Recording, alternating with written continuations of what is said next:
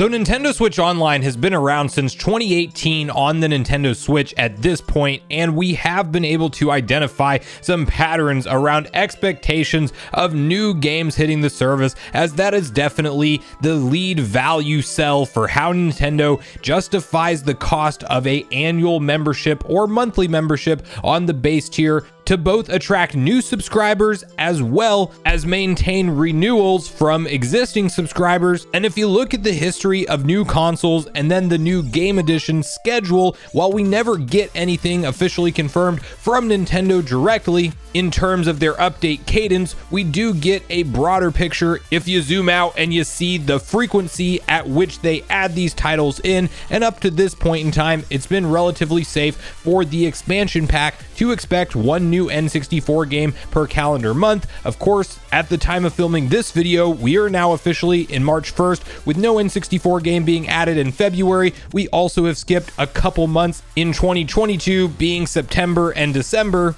But as of the most recent Nintendo Direct, of course, we have the addition of the Game Boy family of systems. And in today's video, I want to break down and discuss where we should be setting our expectations when it comes to the update cadence of new games being added into the service, both on the expansion pack and base tier, across all of the various platforms that we now find available to play on NSO right now.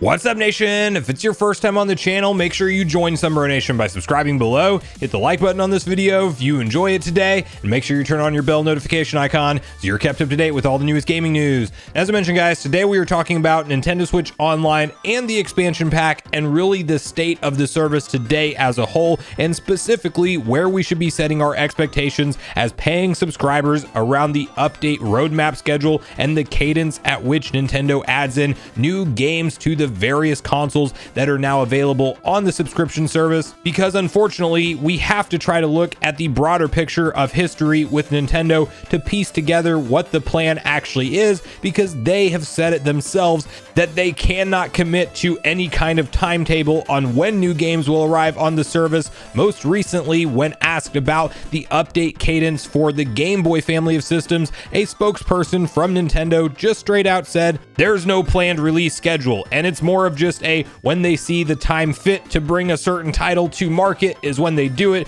Maybe when they work out all the bugs and kinks, and as they get around to making sure the emulation checks out on all fronts, then they drop it into the service. And while I've had a very love-hate relationship with Nintendo Switch Online over the years due to things like lack of communication on Nintendo's part, even when they have us locked into a 12-month annual subscription, as well as some glaring emulation issues when the N64 games first dropped onto the service, I definitely feel like at this point in time, we are in a much better state with this service today when you look at the plethora of different consoles and classic games that you can play for that $150 annual price for the expansion pack, or even the $20 annual on the base tier, now having Game Boy game support, because that has been a big point of contention for me personally when you look at the fact that NES and SNES games have all but been forgotten about from Nintendo in terms of getting updates around them. Maybe every 6 months, if we are lucky, we get some kind of mention or look at a new batch of NES or SNES games,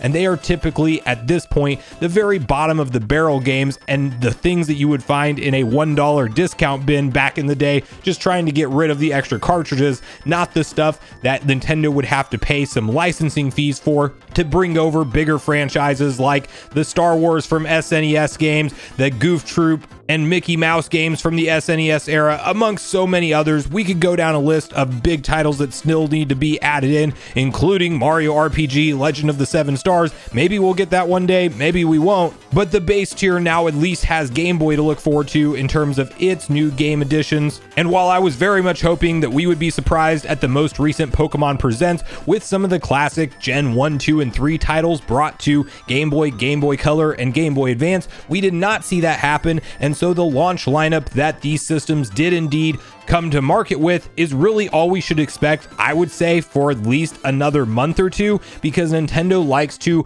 launch a new console lineup with a initial bulk amount of games, and then they slowly add in, sometimes sticking to a monthly cadence for new titles, but it normally goes a month or two after they've dropped in that new system before we see any kind of updates around the game library. And since we didn't get anything at the Pokemon Presents, I'm definitely not expecting any kind of massive Game Boy announcements until something like late March, or likely in April, the next time we get some kind of new addition to the Game Boy family of systems. And then that also highlights the N64 and its roadmap of updates going forward, because while we have historically, since the service launched with the expansion pack back in 2021, seen a update roadmap of one new N64 game per calendar month, that has recently shifted. We talked about it in September, where that Ninendo Direct had the updated roadmap for N64 games, and they said the word gradually, and I definitely saw that as a red flag in terms of them addressing when they would be adding in these new games. It seemed like maybe they would continue forward with the one per month, but of course we skipped that month of September.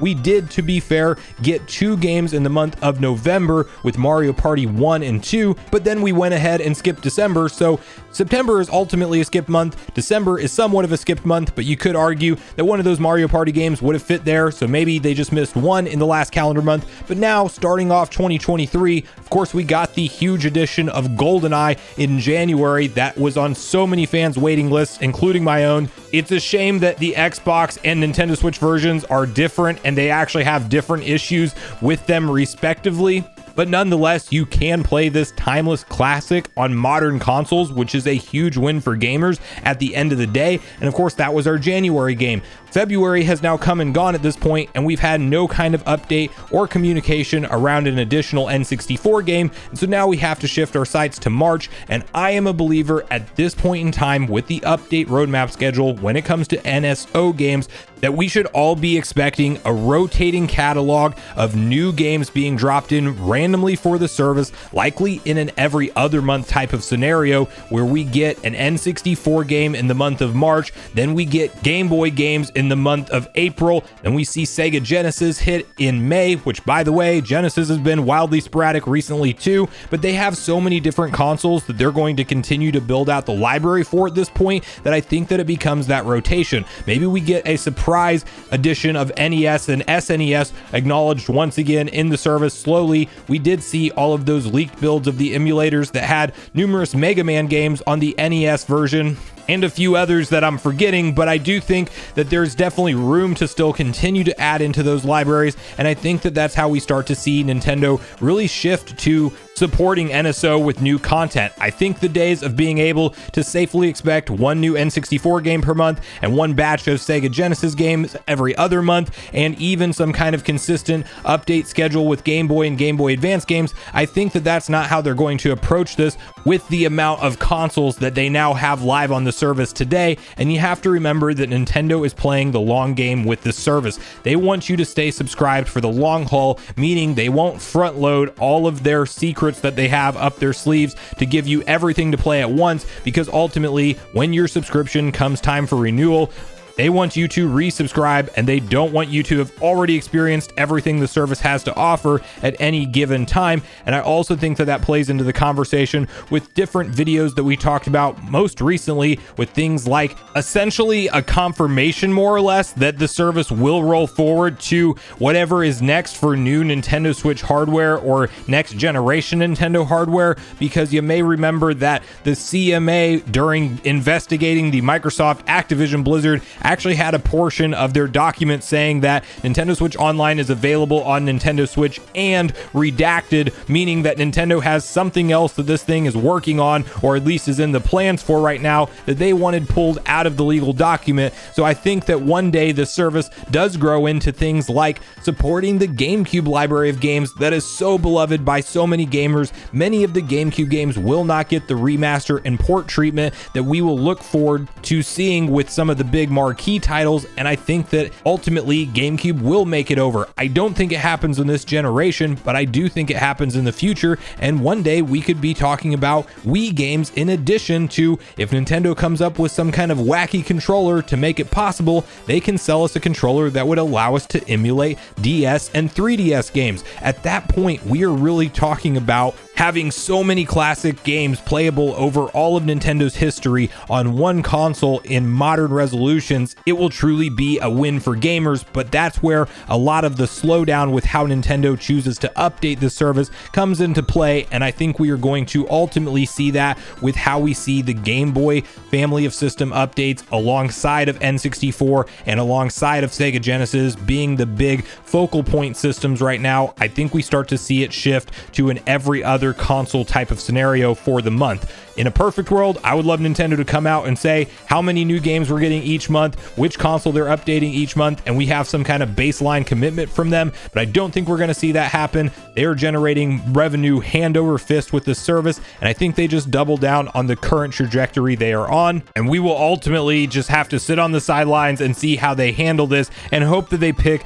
the best games that we all want to play when it comes to new additions and when we actually see them. But I really want to hear from you guys at this point in the video, your personal wish list for NSO as we walk forward, and what you personally think we will see with Nintendo's update schedule around this. Do you think that the month of February is yet another indication that, yes, we got new systems with the Game Boy family of systems, but we will likely start to see less consistency around N64 games, Sega Genesis games, and even the Game Boy games themselves? Do you think that we are now in a scenario where they're rotating out these consoles month in and month out with which ones get updates? Or do you think that maybe this is a couple one-off months with the big announcements of the new systems, and that we actually get something like new Game Boy games in addition to one new N64 game per month, and they actually ramp up the total amount of production when it comes to new games? Because I'm all for that. And bonus question, which consoles that are not on the system today do you most want to see make it to the service, and when do you think that we will actually see those unsupported consoles ultimately make it over? But regardless of your thoughts and feelings on everything we talked about today, I do look forward to hearing from you all in the comments down below before you leave the video, as I do look forward to getting a back and forth conversation started with you all around these topics. Go watch yesterday's video next if you haven't already, which is on screen right now. Also make sure you like, subscribe, turn on your notification bell, and I will see you guys in the next video.